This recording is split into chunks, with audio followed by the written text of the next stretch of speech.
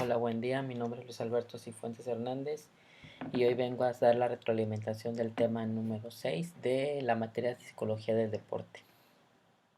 Y bueno, empezamos con un primer tema que es sobre la estructura del aprendizaje, en donde desglosa tres, elementos, que es la autoridad, la recompensa y la actividad. Y dentro de cada una de ellas también viene lo que es el trabajo individualista, la competitiva y la cooperativa. Entonces, esta estructura de aprendizaje sí difieren bastante o entre una y otra, en donde la individualista, dependiendo de la estructura, si es autoritaria, la individualista pues siempre va a tener esta parte en donde el equipo no se va a cohesionar, siempre va a ser pues el trabajo eh, pues de una manera no colaborativa, en donde cada quien va a querer hacer los mejores puntajes o tener mejor rendimiento, pero sin tomar en cuenta la meta u objetivo del equipo como un grupo. Eh, También viene la competitividad, en donde esta nos también es de manera un poco negativa, porque aunque exista la competencia y es una situación favorable, pero si no se sabe manejar puede contraer resultados negativos, ya que cada uno de los jugadores o de los integrantes del grupo va a querer competir uno sobre el otro, pero sin llegar al objetivo en común. Y en la última, que es la cooperativa, digamos que eso es lo opcional, inclusive nos los maneja como que con un color distinto en el esquema del video, porque en la cooperativa existe la colaboración, existe la evaluación y existe una retroalimentación, en donde pues todo siempre se hace por el bien del equipo y con el equipo. Bueno, ahora nos vamos a ir a la implementación del aprendizaje cooperativo. Aquí en este aprendizaje, la implementación de este aprendizaje cooperativo nos habla de la cohesión, pues la cohesión no es más que esta parte de sentido de pertenencia de los integrantes para un grupo en común o un equipo, en donde todos tienen ciertas características, pero a su vez las conjuntan y es un grupo sólido. También existe lo que es el trabajo en equipo como recurso para enseñar, pero también es el trabajo en equipo como contenido a enseñar. ¿Cuál es la diferencia? Que el trabajo en equipo como recurso es aquellas estrategias que vamos a implementar para poder enseñar a los integrantes de los equipos a trabajar en grupo, en colaboración. Quiere decir que a través de diferentes juegos, ejercicios lúdicos, de una manera lúdica, ellos van a poder aprender y comprender cómo es que pueden alcanzar los objetivos de una manera conjunta sin que nadie se quede fuera. En el video veíamos diferentes ejercicios en equipo, como por ejemplo saltar la cuerda de 5 personas, el pasar pelotas de un lado hacia el otro extremo, pero igual todos en conjunto, y en donde si una persona fallaba, pues lógicamente el equipo también era el que fallaba. Entonces esta parte es un recurso para enseñar ese trabajo colaborativo.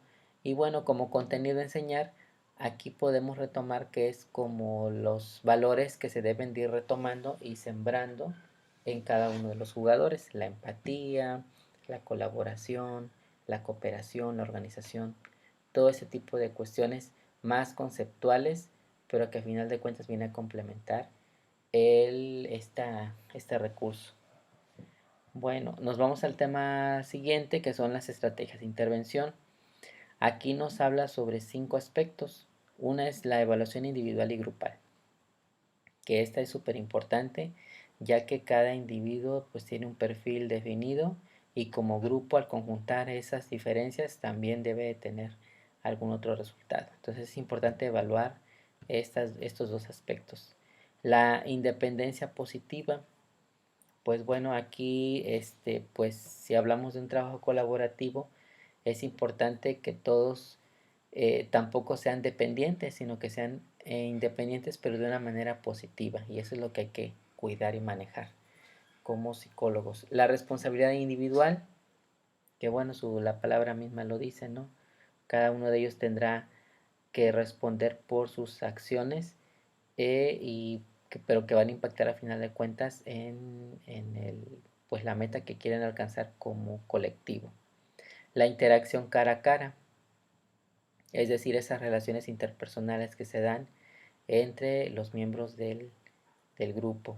Y las habilidades interpersonales, que ya hablamos de varias, ¿no? En este caso lo que es la empatía, lo que son los valores y que, bueno, hacen a la persona como un ser único, ¿no? De ahí también vemos lo que es el aprendizaje cooperativo, que esta tiene una metodología y la evaluación es indispensable para poder dar inicio a este aprendizaje cooperativo. También viene el juego cooperativo, en donde aquí se habla de una actividad y la evaluación es opcional. Aquí vemos grandes diferencias entre un aprendizaje cooperativo y un juego. El aprendizaje es más estructurado, es más metódico, lo dice ahí mismo la metodología, y es más teórico. Entonces, lleva ciertos pasos a seguir para poder llegar al final, a una meta, y la evaluación siempre va a estar para ver los progresos. Mientras que el juego cooperativo es simplemente una actividad que la puedes hacer de manera aislada o independiente o intermitente, y la evaluación es opcional, simplemente es como algo lúdico que se puede retomar. Nos vamos a el tema 4. Aquí nos muestra un video en donde habla sobre la interdependencia. ¿Y qué es la interdependencia? Pues es la dependencia recíproca entre dos o más miembros. Es decir, esa interdependencia positiva en donde vemos cómo es que todos dependemos de todos para poder lograr un fin común. Y bueno, también tiene tres características. Es la responsabilidad del trabajo propio, es la responsabilidad de su motivación y es el ser colaborativo, que igual lo veíamos anteriormente, son características que se tienen que ir desarrollando y se tienen que ir pues sustentando, ¿no? en ese trabajo en equipo. Y la interdependencia positiva y negativa, también existe esta parte en donde debe ser muy cuidadoso el entrenador, el coach o el psicólogo en este caso, para generar esa interdependencia de una manera positiva. Porque si depende demasiado de los demás miembros, no va a poder explotar las cualidades de ese jugador o ese miembro, y bueno, siempre va a estar dependiendo de todos los movimientos que los demás hagan o inclusive las decisiones. Y bueno, también hablamos de un proceso de enseñanza-aprendizaje, en donde existe un sistema de interacciones y se van formando y forjando vínculos entre ese equipo. Todo esto es algo complejo y requiere un proceso de cooperación, de interacción, de vínculos. Y esos vínculos deben de ser como una triangulación entre un profesor, un instructor o un facilitador. Todo aquel personaje que tenga que ver de orientar, de enseñar, de motivar y que esté al frente del grupo, debe de tener esa interacción de los vínculos de ellos con los jugadores o con los miembros del equipo. Parece algo complejo, sí lo es, pero ahí el psicólogo deportivo es el que tiene las herramientas para poder promover y fomentar todo este tipo de actitudes positivas. Y nos vamos al final, que es la personalidad de docente y vínculos pedagógicos, y puede ser de facilitación o de perturbación. Era lo que platicábamos. Si no existen esos vínculos, esa facilitación no se va a dar. Facilitación de conocimientos, de actitudes, de aptitudes también. Y puede ser inclusive algo molesto, algo tedioso y algo estresante. Entonces sí, depende, son muchos factores que se conjuntan en esta parte. En el deporte, pues bueno, hay actividades competitivas. Podemos decir que el deporte tiene esas características, son competitivas, está institucionalizada, está reglamentada, tiene un objetivo y siempre exige el máximo rendimiento. Entonces, el hacer deporte no es nada fácil. Aquí lo estamos viendo con esas características.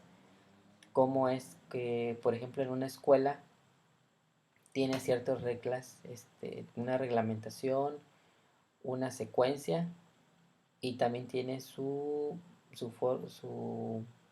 finalidad. Y aquí el deporte igual. Son actividades competitivas, siempre van a ser así, no van a ser lúdicas.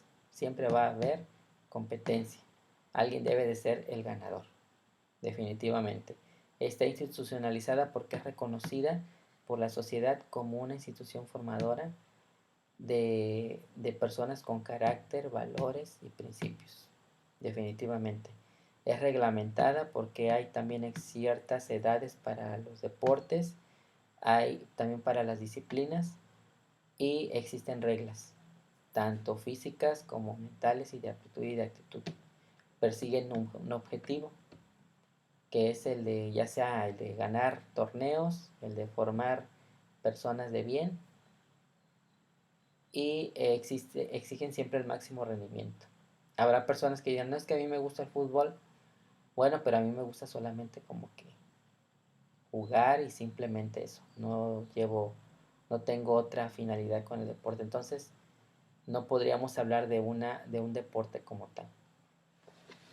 Y por último hablamos también, vimos en un video de un coach que nos habla sobre la comunicación, esa comunicación que debe de tener, como ya lo vimos, esos agentes de enseñanza con los miembros que están aprendiendo. Y esa comunicación del coach con los demás a veces se pone en tres factores: la pasiva, la agresiva y la asertiva.